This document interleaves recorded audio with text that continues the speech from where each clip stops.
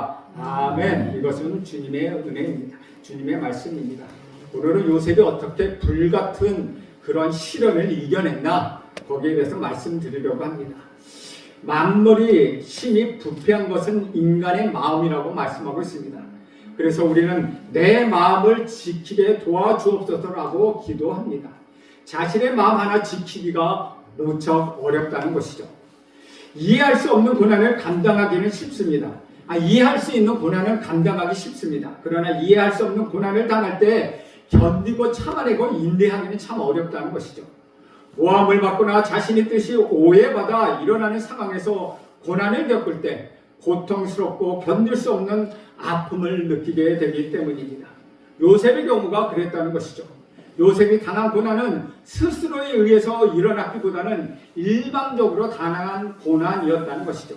특별히 가까운 사람에게 당한 고난이었습니다. 그럼에도 불구하고 요셉은 이 고난을 기회로 삼았다는 것이죠. 요셉이 불같은 시험에서 벗어나 어떻게 점점 하나님의 사람, 축복의 사람으로 변해가고 있는지를 살펴보려고 합니다. 요셉이 하나님의 사람으로 굳게 서는 과정은 그리 평탄하지만 않았습니다.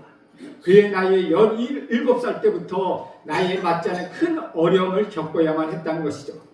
그가 첫 번째 겪어야 했던 장애물은 형들의 마음이었습니다. 어려움과 갈등은 먼 곳에 있는 사람과 사이에서 생기지 않습니다. 늘 가까이 있는 사람들과 사이에서 그 갈등이 생기기 마련입니다. 언젠가 심각한 갈등은 가족, 혈연관계, 특히 교회에서도 많이 발생한다는 것이죠. 우리는 서로 사랑해야 마땅한데 각자의 미숙함으로 인하여 서로에게 상처를 주고 갈등하게 된다는 것입니다. 요셉은 형의 미움을 받아 하루아침에 애굽의 노예로 팔려갔습니다. 그는 사랑하는 아들에서 노예의 신분으로 전락하고 말았다는 것이죠. 이런 격심한 신분의 변화를 겪었던 사람이 또 한 사람이 있습니다. 바로 우리 예수님입니다. 하나님의 아들로 사셨다가 인간을 위하여 이 땅에 죄인의 몸을 입고 이 땅에 오셔서 십자가에 처형당하셨습니다. 환경의 변화는 사람을 참 힘들게 만듭니다. 높은 자리에 있다가 낮은 자리로 내려오는 것은 굉장히 감당하기 어렵다는 것이죠. 그래서 고유직에 있던 사람이 자리에서 물러나면 마땅히 할 일이 없다는 것입니다. 요셉은 이런 변화를 겪으면서 어린 시절부터 그의 마음속에는 하나님이 계셨습니다. 하나님은 그와 동행하셨고 그는 그 어려움과 좌절에 빠지지 않게 하셨다는 것이죠. 목표가 분명하지 않은 사람은 과정에 얽매여 힘들어합니다. 그러나 천국을 바라보는 사람은 어떤 어려움도 쉽게 넘어갈 수 있다는 것이죠. 구원받고 하나님과 동행하는 사람은 사람들의 시선에 연연하지 않습니다. 요셉은 형들에 의하여 구덩이에 갇혔다가 노예로 팔려갔지만 그다지 동요하지 않았습니다. 그는 하나님을 의지하고 있었습니다. 마음이 흔들리면 세상이 흔들리게 되어 있습니다. 마음이 흔들리지 않으면 세상도 흔들리지 않습니다. 고통이라는 것은 고통이 닥쳐온다는 그 사실 자체가 중요하지 않다는 것이죠. 그 고통을 우리 스스로가 어떻게 받아들이고 어떻게 넘어설 것인가 하는 것이 더 중요하다는 것이죠. 요셉은 당당하게 그리고 겸손하게 또 지혜롭게 어떤 일을 만나든지 그 환경을 이겨냈습니다. 그래서 결국 보디발에게 인정을 받았고 가정총무가 되어 그 집안의 모든 재산을 위임받아 관리하게 되었다는 것이요. 다시 말하면 그 집안의 청지기가 되었다는 것입니다. 그는 주인의 동역자로 인정을 받았다는 것이죠. 6절에 보면 주인이 그의 소유를 다 요셉의 손에 위탁하고 자기가 먹는 음식 외에는 간섭하지 아니하였더라. 요셉은 용모가 빼어나고 아름다웠더라고 이야기합니다. 이 무렵 요셉의 나이는 10세를 넘어서 20세 중반이 되지 않았나 생각해 봅니다. 요셉은 어린 시절부터 용모가 준수했습니다. 그는 매력적인 청년이었고 균형이 잡힌 청년으로 자라나기 시작했습니다. 보디발의 아내는 이런 요셉을 보며 매력을 느끼기 시작했다는 것이죠. 그리고 그것은 육체적 유혹에까지 이르고 맙니다. 아마도 보디발의 아내도 젊고 용모가 뛰어난 것으로 추측합니다. 더군다나 남편인 보디발이 바로 경호실장이었으므로 그녀에게는 권력까지 있었다는 것이죠. 7절을 보십시오. 7절에 보면 그 후에 그의 주인의 아내가 요셉에게 눈짓하다가 동침하기를 청하니 이 여인은 하나님을 알지 못하는 이방 여인의 전형적인 모델입니다. 이 세상에서 얼마든지 찾아볼 수 있는 모습이라는 것이죠. 그녀는 매력적인 요셉을 유혹해서 성적 관계를 맺기를 원했다는 것이죠. 마치 우리 시대를 보고 있는 듯합니다. 이 시대의 가장 타락하고 위협적인 요소는 바로 성적 타락이라는 것이죠. 혼외정사와 동성연애 그리고 동성애들은 성적 타락의 심각한 면을 보여주고 있다는 것이죠. 동성애는 그 전 세계적으로 가정과 우리 자녀와 사랑을 파괴하고 있다는 것입니다. 로마서 1장 24절에서 27절에 보면 이렇게 이야기합니다. 그러므로 하나님께서 그들을 마음의 정욕도도 더러움에 내버려 두사 그들의 몸을 서로 욕되게 하게 하셨으니 이는 그들이 하나님의 진리를 거짓 것으로 바꾸어 피조물을 조물주보다 더 경배하고 섬김이라. 주는 곧 영원히 찬송할 이시로다. 아멘.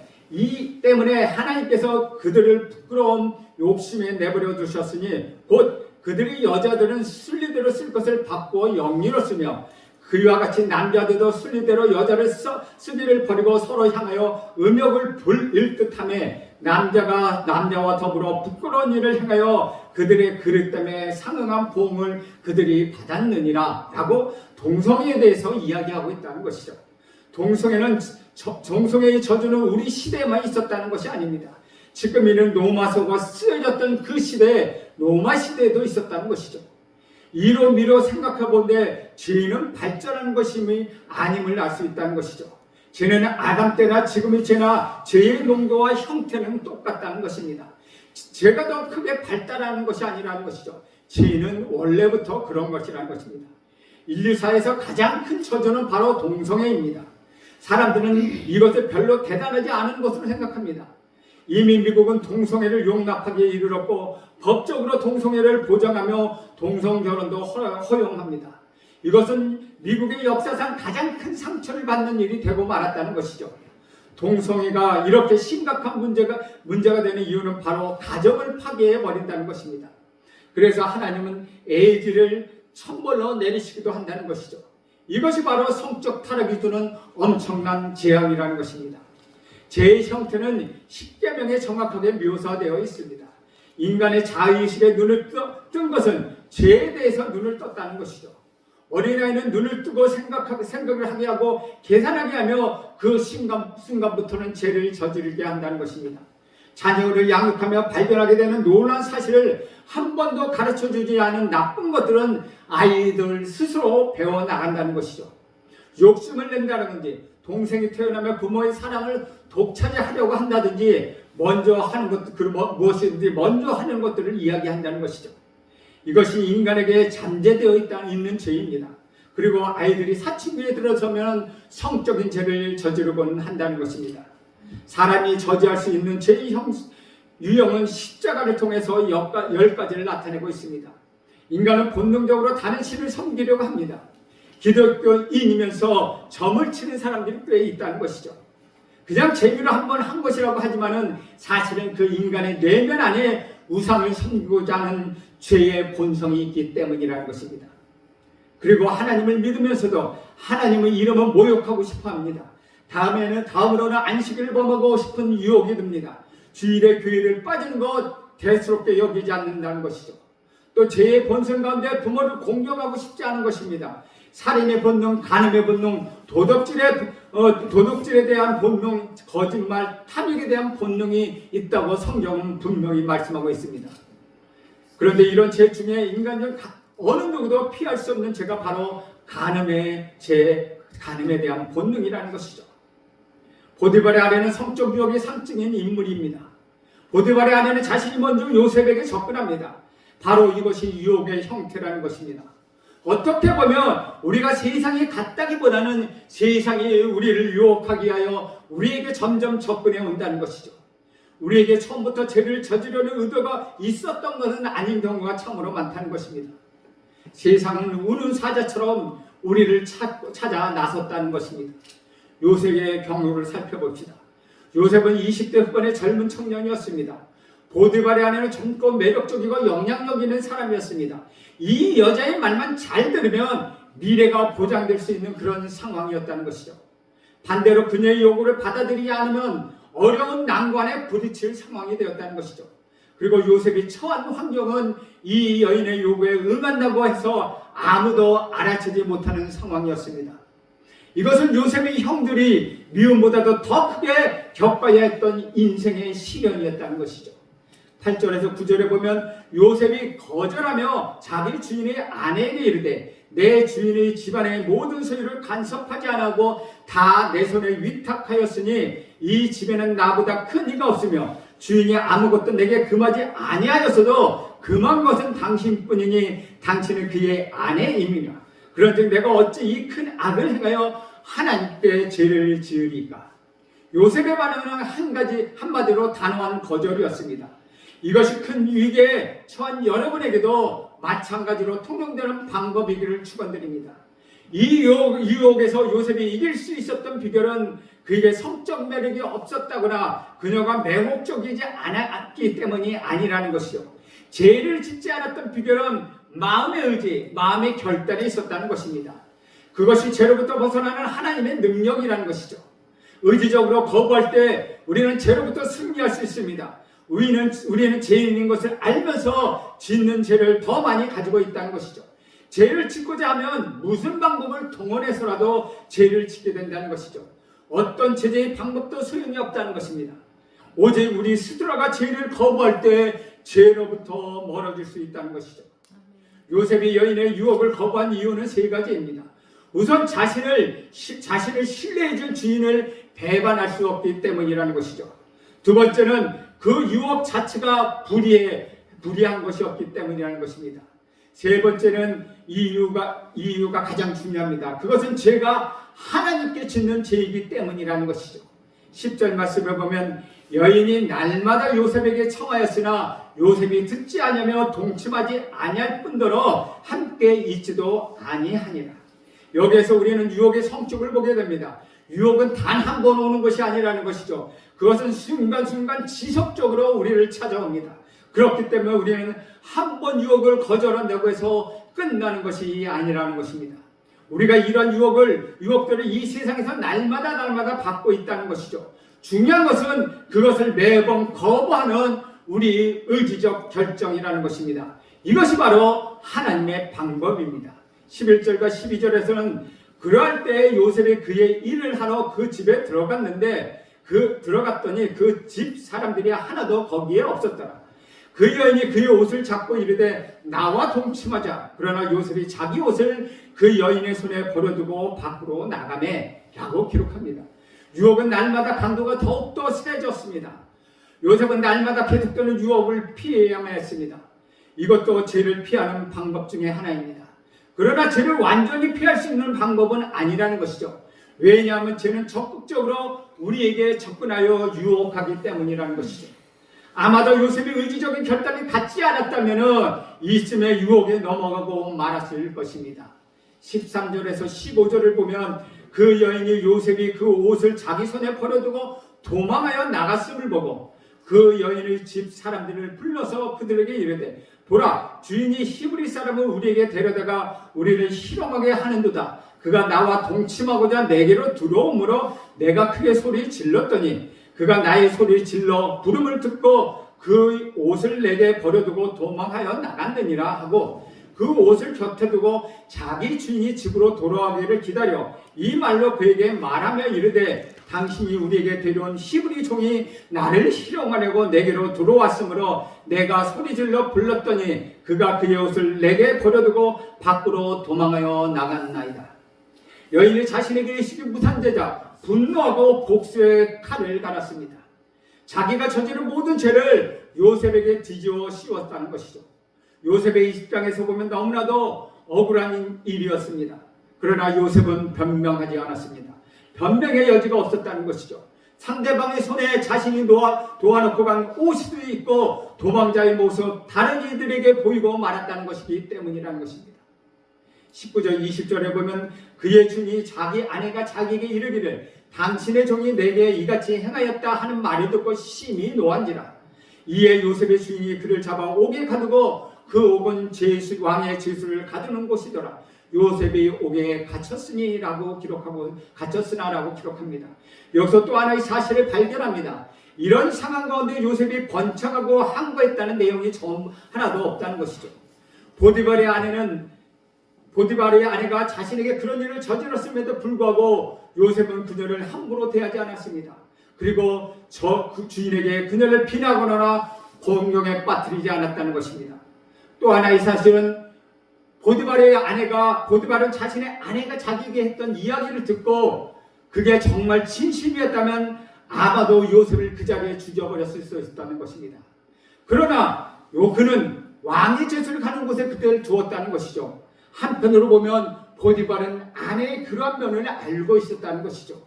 그러므로 인하여 아내의 하는 말을 고지곳대로 듣지 않고 자기가 하는 종인 요셉을 죽이지 않고 그저 옥에 가두는 그것으로 끝내버렸다는 것입니다.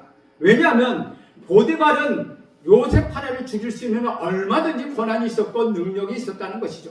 그러나 그는 그를 죽이지 않았다는 것입니다. 우리는 어려운 일을 당하여 자신의 억울함과 그 어려움을 호소하기 쉽습니다.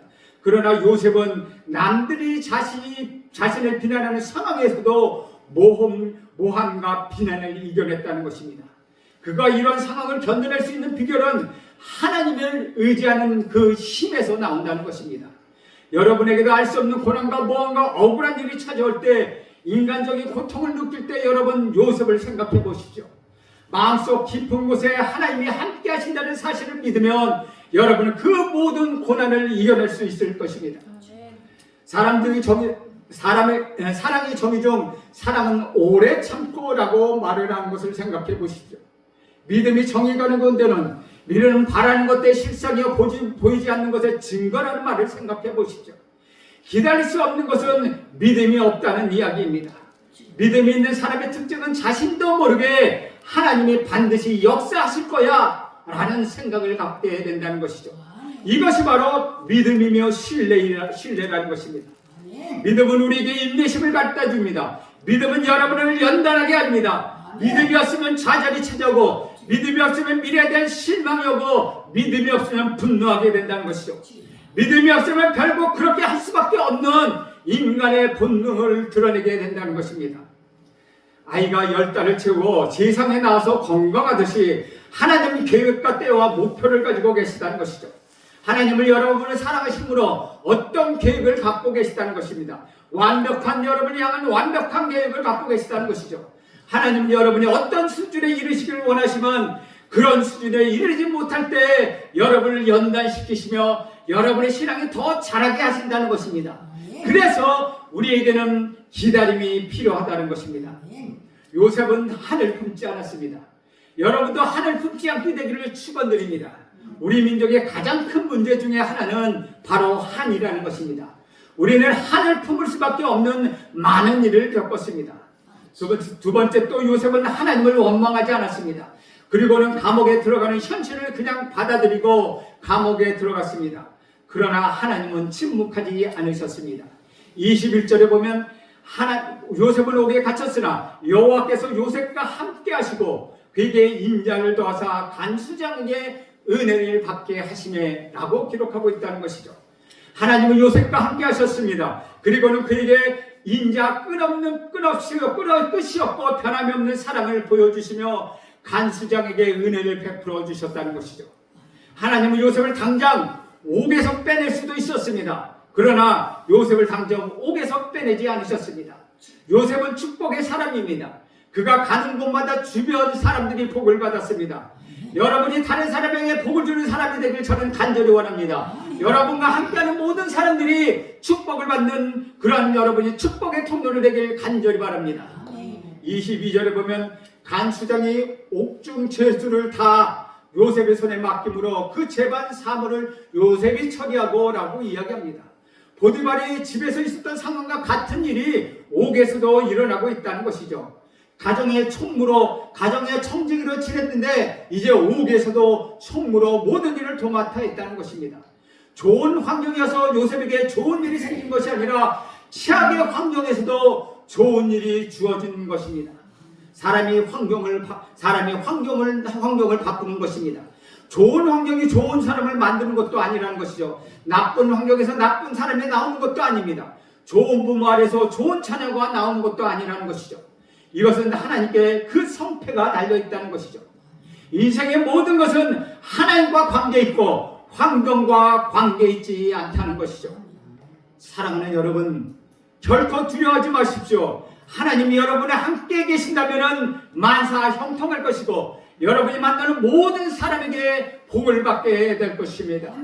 23절 말씀을 보시면 간수장은 그의 손에 맡긴 것을 무엇이든지 살펴보지 아니하였으니 이는 여호와께서 요셉과 함께 하심이라.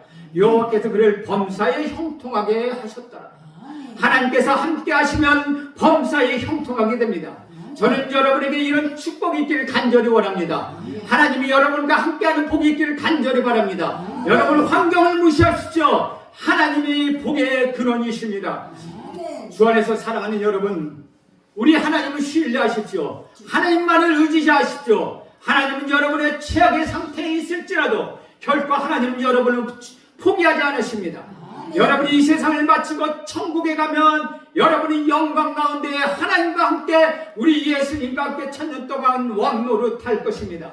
여러분 다시 한번 여러분에게 권합니다. 아무리 어려워도 아무리 힘들어도 아무리 고통 가운데 있다 하더라도 끝이 보이지 않는 어둠 가운데 있다 하더라도 여러분 절대 포기하지 마십시오. 요셉에게 함께 하셨던 그 하나님이 지금 항상 여러분에게 함께 하신다는 기억하십시오.